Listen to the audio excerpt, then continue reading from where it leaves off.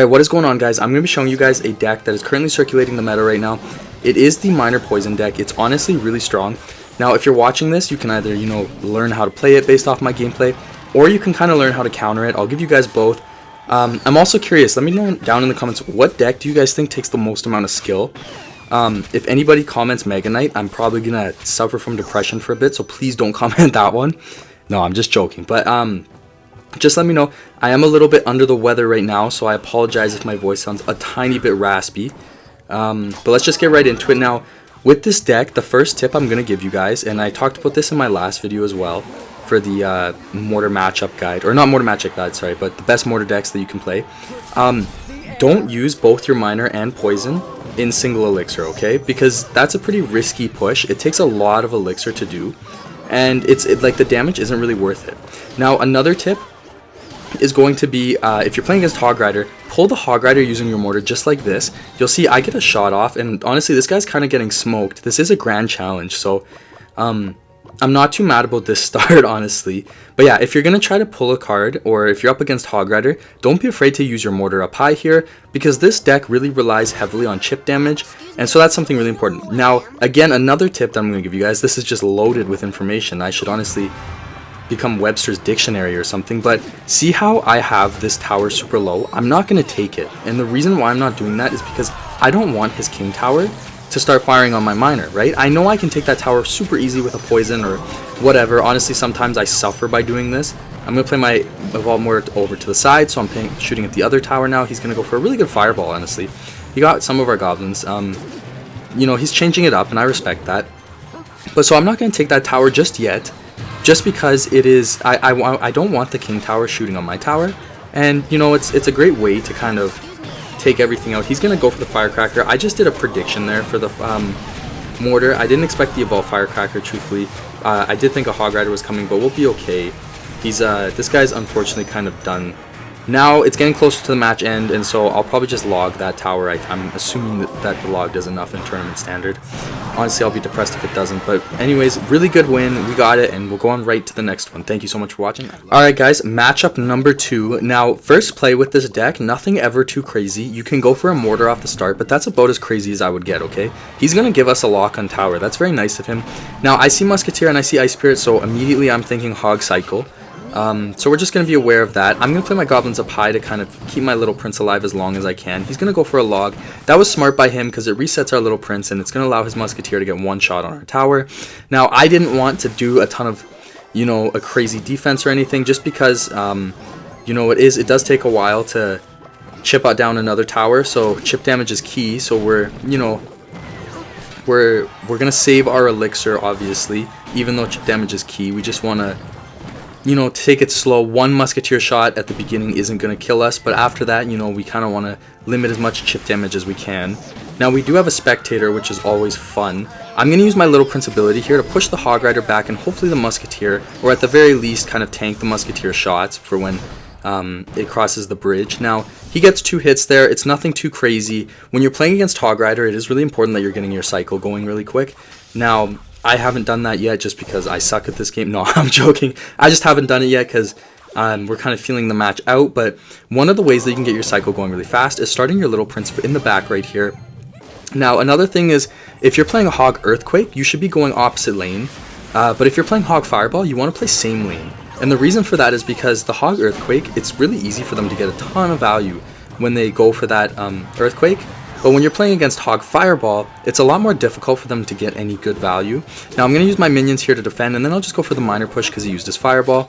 So I know it's going to be kind of annoying. He plays the Skeletons. That's okay. Not a big deal. He had to use 4 Elixir to defend that, so he's still making a pretty good trade there, but it's always good to keep the pressure on, and I'm already back to my Mortar. So I'm just going to play my Mortar here, and I got my little prince. He logged, so I'm just going to play my goblins here.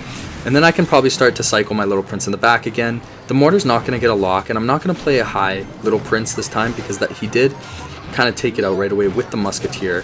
Now, because we're in double elixir, this is when we can start to, cycle with our Minor poison push, because he's going to use cannon or single elixir skeletons to defend.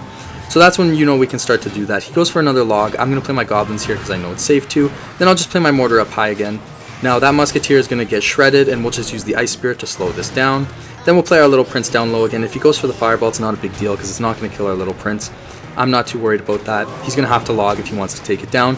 Let's just go for another miner for chip damage. Now he used his log, so I'm going to go for my goblins here. He's going to play the musketeer down low, so I'm going to start to poison it to stop him from being able to use it in a push. If he goes for a hog rider, I'll probably ice spirit log and then pull with my mortar again. Really good pull. Let's wait to see if he plays a log or something as a prediction. If he doesn't, then I will just play my minions right here. That musketeer is not going to do too much to us. I'm not too worried about that. I am going to play my little prince though. He's going to go for a defensive cannon. I'm going to play my ice spear right here. Then I'm going to play my goblins in the middle.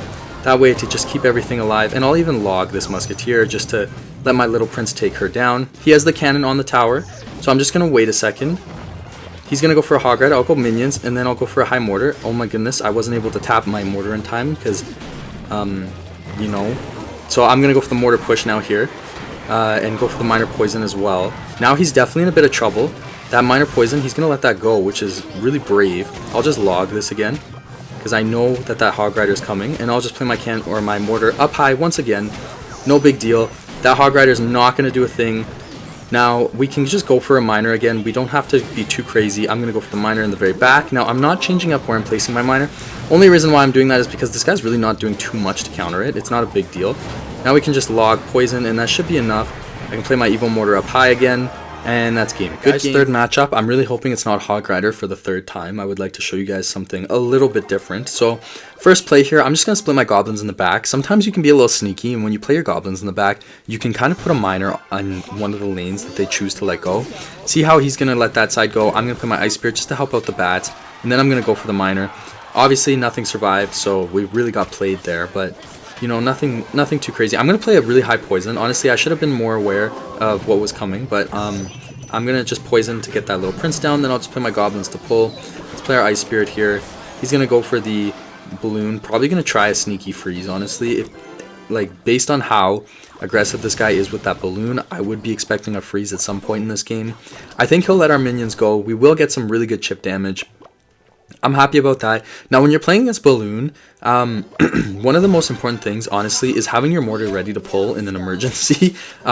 Because that balloon might get through. You know, you want to be ready to play your mortar as a defensive thing. This guy's fisherman is not going to lock onto our little prince, which is going to put him in a ton of trouble.